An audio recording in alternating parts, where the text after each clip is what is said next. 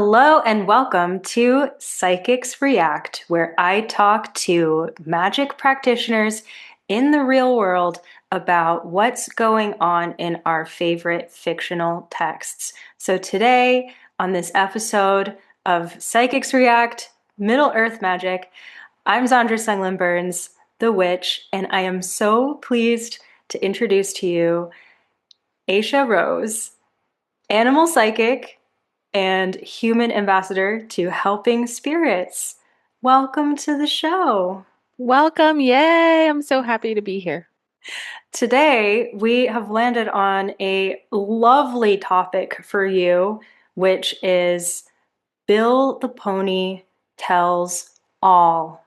We're going to dig into everything that's going on with our favorite pony of LOTR here for the allotted reading for the Middle Earth Magic reading journey that I'm conducting over on Substack. We're on book 2 of the Fellowship of the Ring, chapters 3 and 4.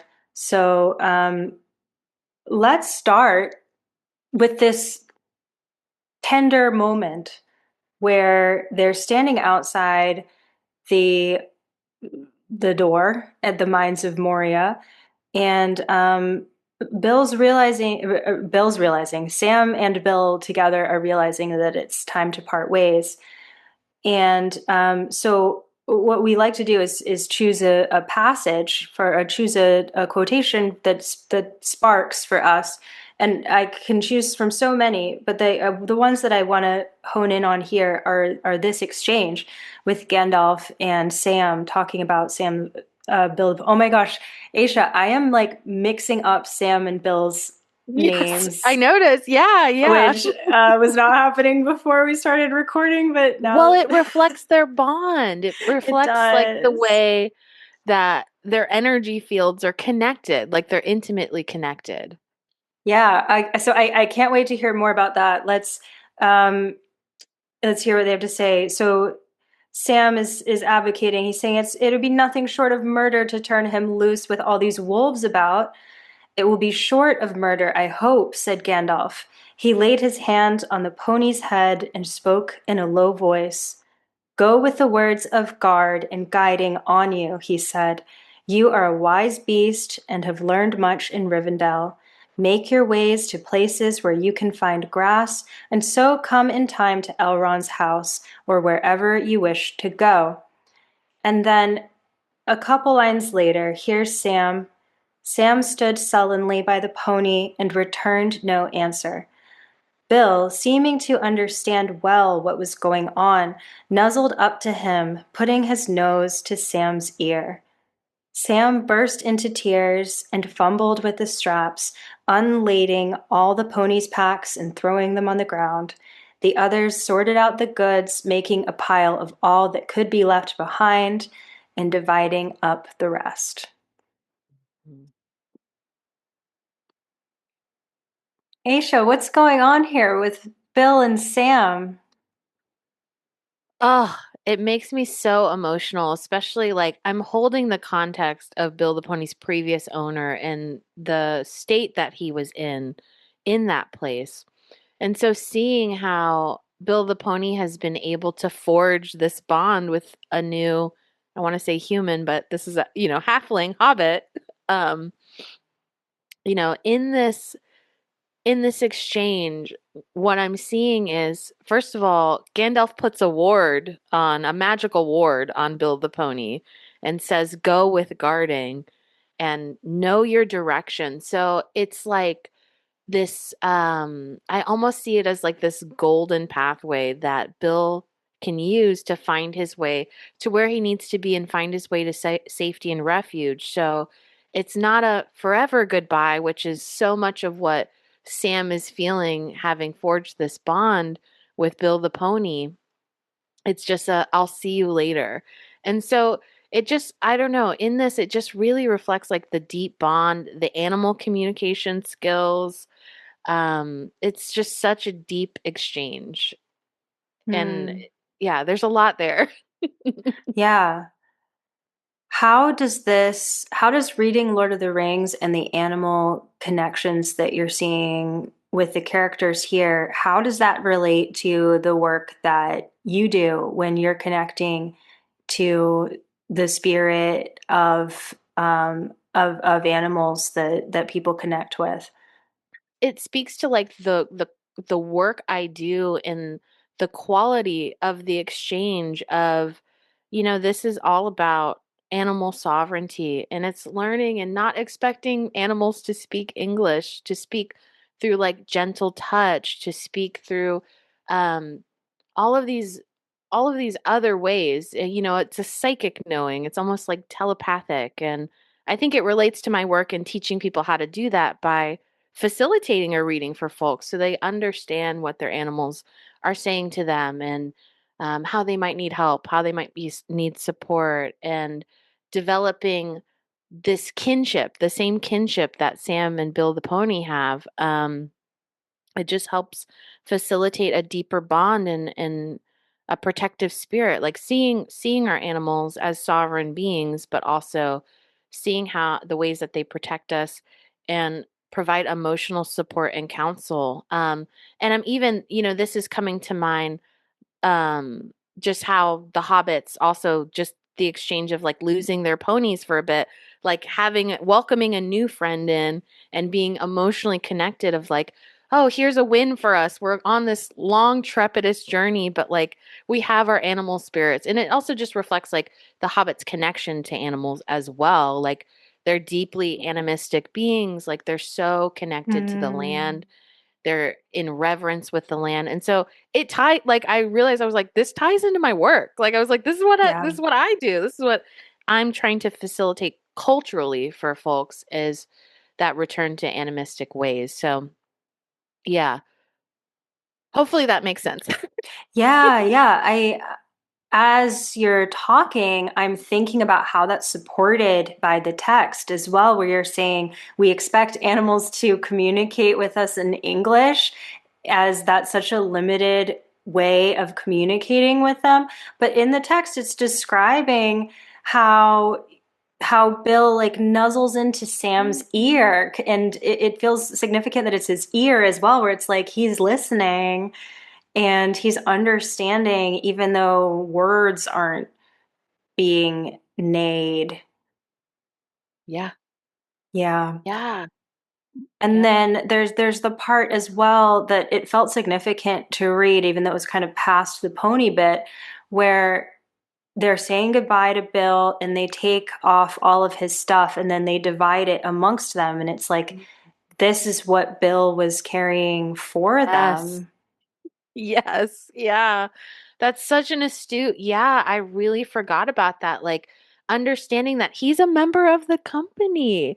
Look at the load compared to everyone else. Like the equal exchange, the reciprocity. Like what Bill represents is so much of a larger, like he is an emotional through line for the company. Like there is a deep resonance that's just palpably felt in, especially too in Sam's exchange of bursting into tears out of just receiving that gentle nuzzling and that emotional support. And you were talking, and something I thought about, and I believe this is through the Heart Math Institute, who teaches heart coherence and how we can build our heart coherence fields. There's something, and I'm forgetting the number, but a horse's heart coherence field is so much more than that of ours, so that when we connect, we're held in their sacred, like in their resonance, in their energy field. So it's like Wow. it's a deeper holding. And heart, especially horse communication, they connect through the heart. That's why they're so quick to sense emotions and to respond to emotions. If somebody's carrying a lot of fear or a lot of density, or if somebody, Bill, I think this is so, and it's segueing, and I think this is perfect to talk about because it just kind of goes to show that while Bill is like really in direct relationship with Sam, Bill is sensing the emotional energy of everyone in the company, and he's there to provide like that solace, that grounding, that support, so that they can make this long arduous journey, and where they're absolutely through time becoming more and more heavy hearted. So it Hmm. just connects perfectly. Like Bill the Pony he's a member. Like he's a member of the company. Yes, respect for Bill. Yeah, Yeah, respect for Bill. respect Put for some Bill. respect on Bill's name. Bill, Bill, Bill, Bill. So, we have a fun activity that I can't wait to dive into. Um, would you like to show us what you've brought to the party today? So it was very curious. This deck was quite vaulted for me. It's not something I was using consistently. And upon like going in and doing the reading for this section, all of a sudden, as I was doing my reading, this deck really spoke to me. So the Horse Wisdom Oracle. So I have that available for a pull. And I was also thinking we could do bibliomancy. Yes, except Yeah. can we call it bill-bliomancy? Bibliomancy, yes. And It's I really have hard to say. I'm really proud of myself. yeah, bibliomancy. Yeah, so I have, my book here too. Um It's a lovely copy. yeah, oh gosh, the leather It's and nice and yeah, there's portable. yeah, it's so Perfect for a portable. bill-bliomancy. And they came as a set, so there's, Cute. they nestle into a nice set together. So okay, so with bibliomancy, so the way it is the way you approach bibliomancy is rather than using cards or another divination tool, you'll simply grab a book and ask of the book, like, what, you could start off with a question like, what is in highest and best for me to know right now with what I'm moving through? Really, any sort of question that comes into your mind's eye of how you'd like counsel and support.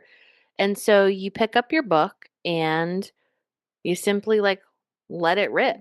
Um Ideally, so I have some bookmarks. Ideally, you want to take your bookmarks out so that doesn't obstruct the pages turning, but you can simply, you can actually move the spine like that. But I think I'd love to know, Xandra, maybe what question we'd like to ask.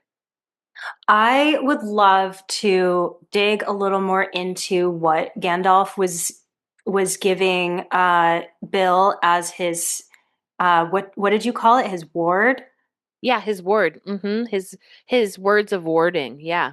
Yeah, so like what are the words of warding for anyone who is in the collective that's listening to this right now? How can you go be your best Bill, which I'm interpreting as Gandalf is sending him in like the best supported way to do something challenging where the Yes. odds seem to be against him. Um, Whatever you're facing in your life, who's listening to this, what is your ward? Okay, perfect. That's a great question. Thank you. So I'm going to go ahead and just tune into what. So right away, I'm kind of sensing it feels like the message is at the back of the book. So that's something you can almost feel like a warmth generating under your fingers when you're doing this. So that's something to look out for. So interestingly enough, um, as I'm tuning this, the what came out was the map. Ooh. Yes. So I think it's significant that it's actually not a passage or a phrase, which Yeah. is typical of what you would pull. And so as I'm looking at the map, and it's in this map, it's delineating, and it's a little bit blurry, but it's delineating the territories. Gondor, it's showing, so this is a territory map.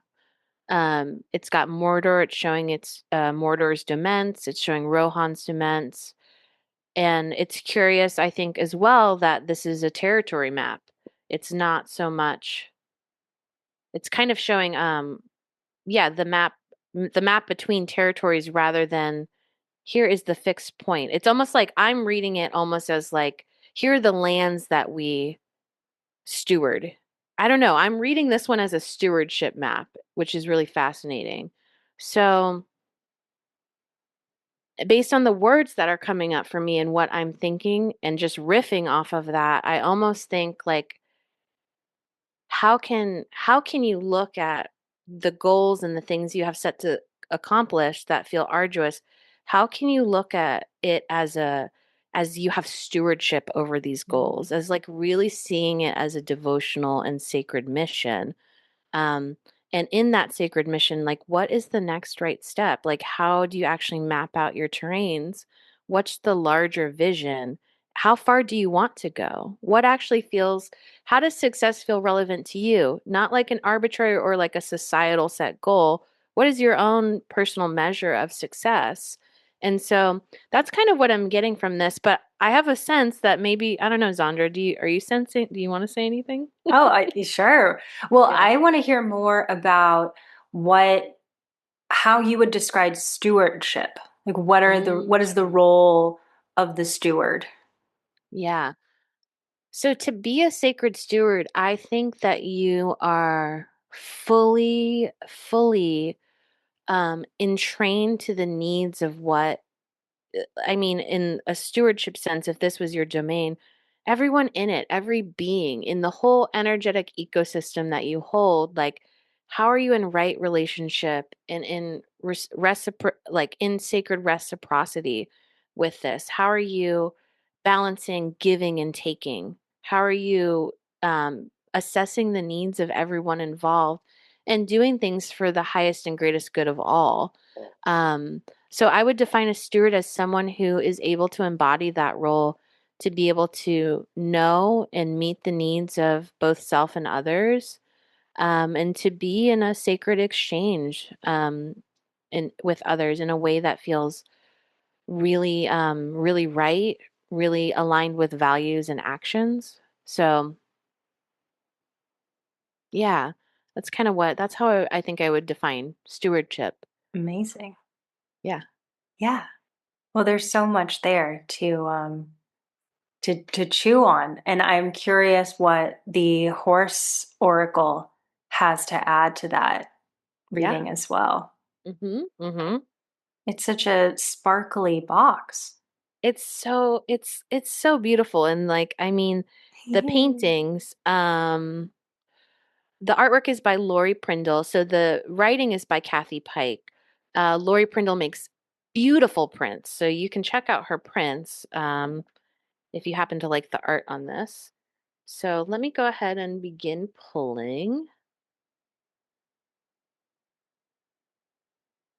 And so my intention for this pull, and I am going to pull one card, but it will always sometimes it's more.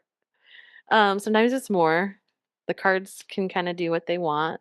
Especially the guides can do what they want. That's a better way to say it. Because the guides are the spiritual force propelling the reading. It's not the actual cards. And I think in spiritual communities, sometimes we can lose sight of seeding our own power into these things. They're Mm. the tool, but not, they're not the actual thing.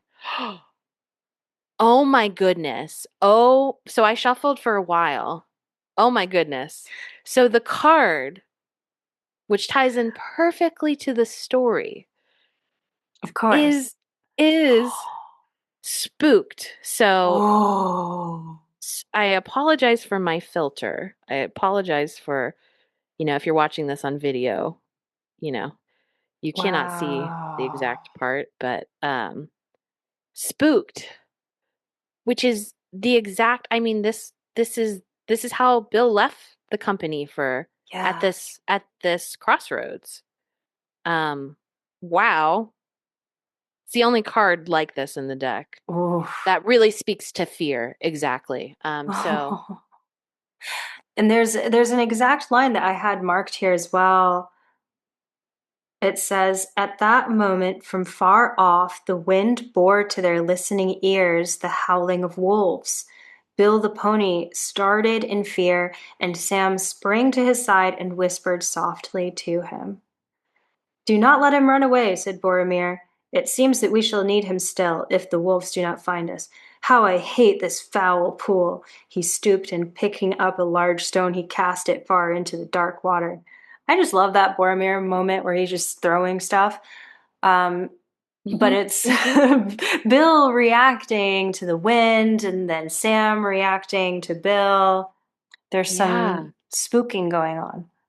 Well, and two, I think it speaks to, Boromir in his frustration has kind of forgotten how animistic in the environment that he's in, that he is a steward of these lands, even though maybe it's not Gondor, right? Like maybe that's not the domain that they're in or entering.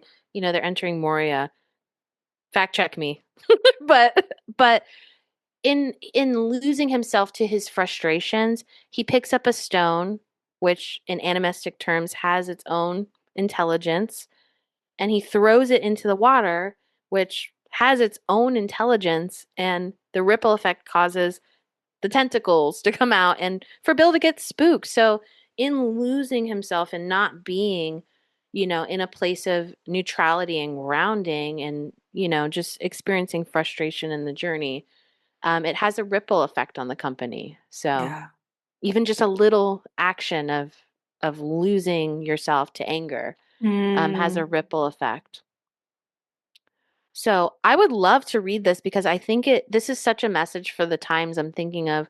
We're reading the Fellowship of the Ring, and I'm seeing the parallels in the times that we're in. And I'll go ahead and quickly read it. So the spooked card is about regaining neutrality when change comes out of nowhere.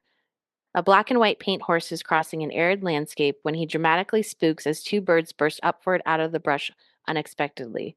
He loses his sense of place and consciousness and immediately responds to his primal instincts.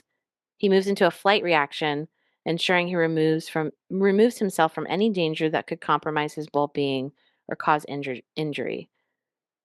Every path has moments of unexpected events where one can feel spooked or suddenly wholly ungrounded. It could be something small or something grandiose. It does not matter the size of the event. What matters most is how it can affect you. Some surprises affect us more dramatically than others. Recognizing when these sudden events take you off course or distract you is essential. They might feel black and white. You might think you were in one place, but now you are not. You can seize the moment and take the opportunity to collect yourself. Bring your awareness back to the mind to control your gut reactions and gain more neutrality. Then you can make more rational, conscious, and transparent choices about how to handle the situation. mm. What from that reading stands out to you the most as what you would like to emphasize? Yeah, and taking into account the reading, I think what's really important to know, and I'll just like kind of tune into what I was sensing, this whole journey that they're going on, much like the journeys we find ourselves in, there's so many events that can take us off guard and who can totally, our nervous systems react and we didn't know this thing was going to happen. But knowing that those changes are a part of your journey and having agility and being able to move with it and come back to yourself is so essential because we can't divine and know the whole future. We're building it one step at a time, so being able to have agility with all of these changes and just move gracefully and let the wind kind of carry it off our back is essential. Don't be spooked by the wind. Allow it to be a current that helps you clear the energy. Amazing. Thank you. Yeah. Yeah. Aisha, is there anything lingering from this set of chapters about Bill the Pony or Lord of the Rings in general that you'd like to leave us with? I would say know that there are many beings in this world, whether you can see them or not, who are really understanding and like building the world as we see it, who are enlivening the world. And just because an animal or a being is not speaking to you on your terms doesn't mean they're not speaking. So Mm. begin to practice this consciousness and this understanding that everything has a spirit, everything has a voice, but we have to really practice our deep internal listening to be able to hear and be in right relationship with those beings. Is there any advice that you have about how we can be better listeners? Get really clear, create space to get clear. So much of life is it can pull us in every direction, just responding to everything that's happening in our world, in the larger world.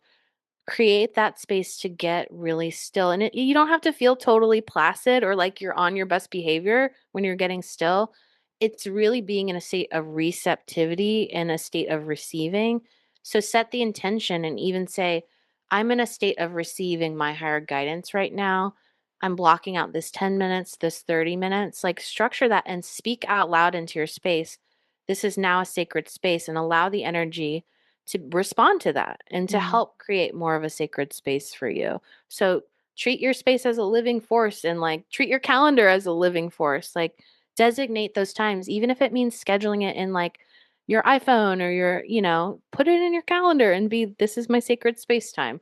And that will help facilitate the deeper listening as you build that relationship over time. So treat it very relationally, not as a, I'm doing this thing expecting the result right Yeah. away. Treat it and be really flexible with it, I would say. Mm.